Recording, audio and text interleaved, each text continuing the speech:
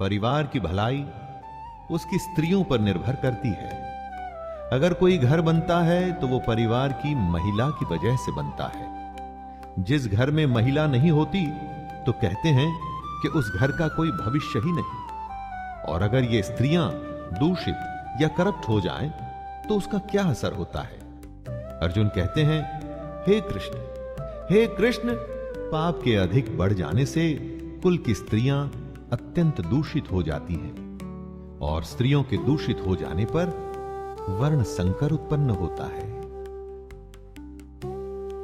वर्ण संकर का यहां पर मतलब है जहां वर्ण या समाज की मर्यादाओं को सम्मान न देते हुए गलत तरीके से गलत वर्णों के मेल से जब संतान की उत्पत्ति होती है तो वो सब कुछ खत्म कर देती है।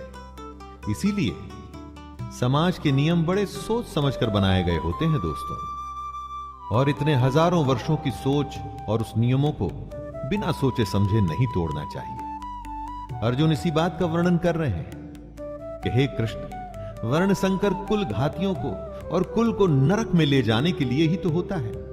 लिप्त हुई पिंड और जल की क्रिया वाले अर्थात श्राद्ध और तर्पण से वंचित इनके पितर लोग भी अधोगति को प्राप्त होते हैं। अर्जुन ने कहा, इन वर्ण संकर कारक दोषों से कुल घातियों के सनातन कुल धर्म और जाति धर्म नष्ट हो जाते हैं। जहां वर्ण संकर होता है ना, वहां धर्म का नाश निश्चित है। वर्ण संकर की वजह से, जैसा कि अर्जुन ने बताया, कुल के धर्म का नाश होता है और जाति के धर्म का भी नाश हो जाता है। जब कोई अपने धर्म का पालन नहीं करेगा, अपने कर्तव्य का निर्वाह नहीं करेगा और समाज मनमानी करके अगर कोई नियम नहीं मानेगा तो फिर समाज कैसे रह जाएगा?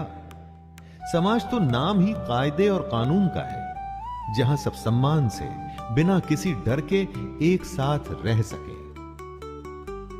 हे जनार्दन, जिनका कुल धर्म नष्ट हो गया है, ऐसे मनुष्यों का अनिश्चित काल तक नरक में वास होता है। ऐसा हम सुनते आए हैं। महाभारत के समय कुल की मान्यता इतनी थी दोस्तों कि अगर किसी के कुल का नाश हो जाता था तो माना जाता था कि अब यह हमेशा के लिए नरक में ही रहेगा। इसीलिए कुल की रक्षा करना, उसके सम्मान को बचाना, उसका नाम करना इतनी बड़ी बात मानी जाती थी।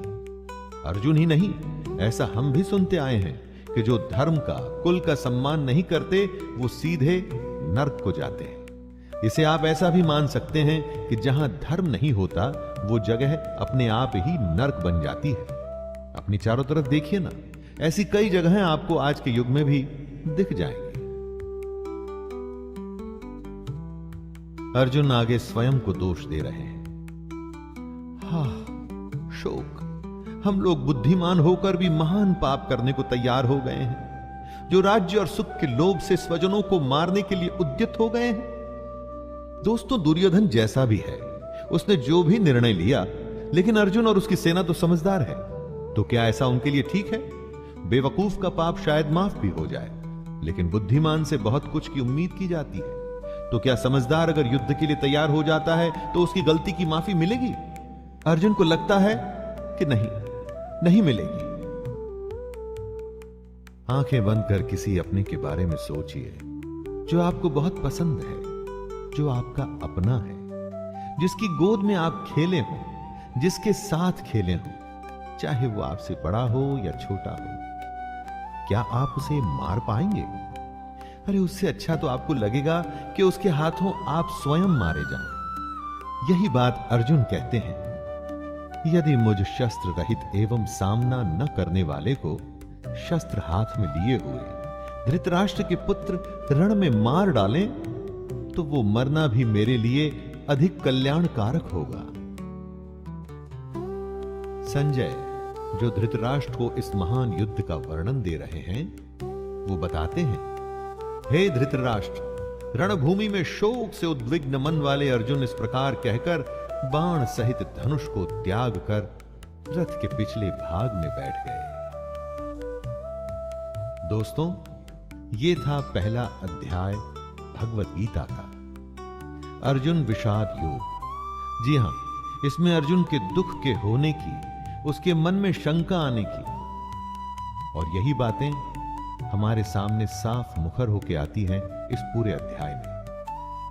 अब इसके बाद के अध्याय में श्री कृष्ण अर्जुन के दुख का, शंका का, परेशानियों का, हर प्रश्नों का किस तरह भली भांति उत्तर देंगे, उसे जानेंगे और सुनेंगे। तो दोस्तों, ये था भगवत गीता का प्रथम अध्याय, अर्जुन विषाद योग।